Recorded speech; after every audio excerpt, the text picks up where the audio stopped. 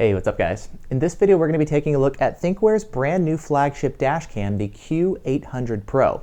This is the successor to the previous top of the line, the F800 Pro. Now quickly, before we get into the dashcam, for those of you guys looking for a good deal on a radar detector, the unit in DFR9 just dropped down in price from $329 down to $195, so it's available on sale again. So for those of you guys looking for a good detector without breaking the bank, good performance, false alert filtering, and GPS lockouts, this is pretty much the best detector that you're going to find under the $200 price point. Now, if you want one, follow the link in the video description and use the coupon code VORTEX. That'll drop you down to $195, and you can go ahead and pick one of those up. Now, speaking of coupon codes, if you watch the video and want to pick up one of the Q800 Pros, I've also got a discount for this as well. Follow the link in the video description and use the coupon code VORTEX25, and it will save $25 off a Q800 Pro.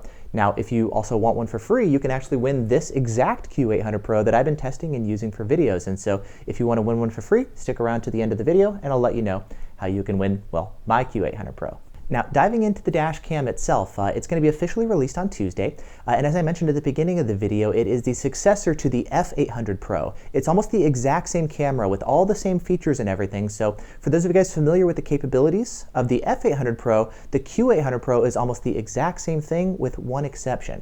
The main exception, well, there's a hint in the name. The F800 Pro recorded at full HD, 1080p. The Q800 Pro records at Quad HD or 1440p. It's almost twice the resolution of the 1080p F800 Pro. Now, the video quality is going to be the biggest difference here. With the resolution bump, it's going to do a better job of capturing important details such as license plates. Something else that I like is Thinkware is sticking with the Sony Starvis sensor, which is known for its good low-light performance. Here's a look at what the low-light performance looks like when using Thinkware's Night Vision 2.0 technology. These are two of the big things that I'm personally really curious about. With the resolution bump to get better detail, and sticking with the Sony Starvis sensor, it should still have good low light performance. And I currently run the Blackview DR900S2 channel. It's kind of the other big Korean dash cam that has a lot of the same features as the Thinkware, and I'm personally really curious to see if Blackview's option, which it records at 4K as opposed to the Thinkware, which records at around 2K, do we get better video quality and detail out of the Blackview?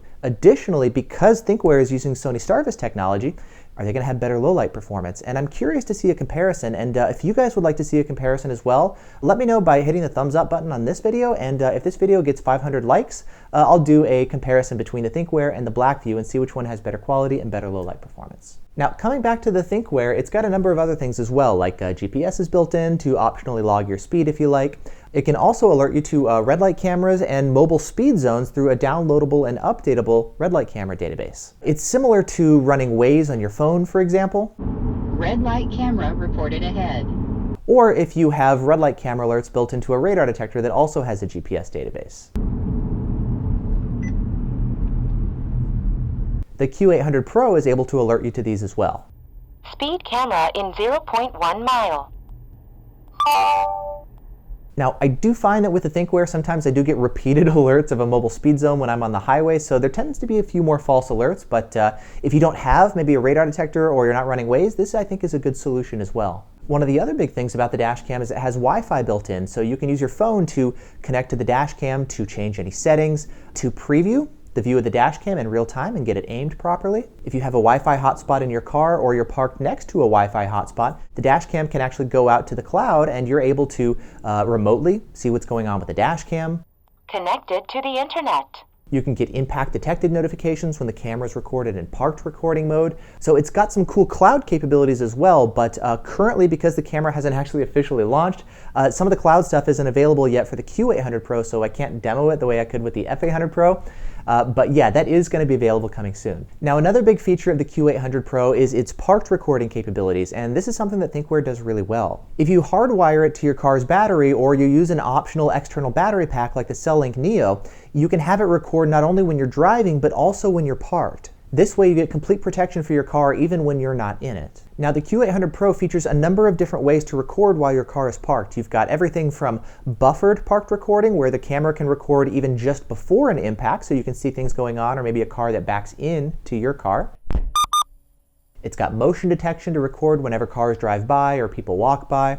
It's got time-lapse recording to kind of cut down on memory card space. And then it also has a special energy-saving feature to where the camera is normally not recording, and then when it detects an impact, maybe somebody hits your car for a hit and run, the camera will wake up and then immediately begin recording. It's not buffered recording, so it will miss the initial impact. It'll only see the person driving away from you, but because it's kind of sleeping most of the time, this energy-saving capability will really extend the recording times of your dash cam compared to some of the other dash cams, and of course compared to the other modes as well. And so for those of you guys looking for a higher end dash cam that records in the daytime, at night, while you're driving, as well as when you're parked, you can have it record only in the front or add the optional rear camera.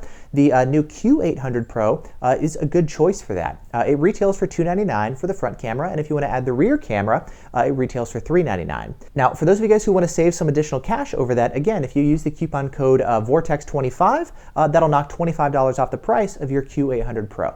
For those of you upgrading from the F800 or the F800 Pro, the Q800 Pro shares the same mount. It's got the same wiring and power cables and everything, and the rear camera is exactly the same too. So if you already have the rear camera, you can get the front camera only version and then just plug in your existing rear camera right into the Q800 Pro and upgrade your front camera. The Dashcam supports up to a 128 gig memory card, and for those of you guys who want one, I would actually recommend the Samsung Pro Endurance one. It's made specifically for dashcams, and you can get it for like $35 or so. It's really inexpensive, so I'll link to that one as well. And now finally, giveaway time. For those of you who'd like to win the F800 Pro for free, head on over to my website, and I've got a giveaway that's running there. And there's a couple different ways that you can enter, and I'm going to be picking a person in about 2 weeks, and one of you guys are going to win my Q800 Pro after I finish doing all the testing and videos with it. So, good luck, thanks so much for watching, and I'll see you guys in the next video.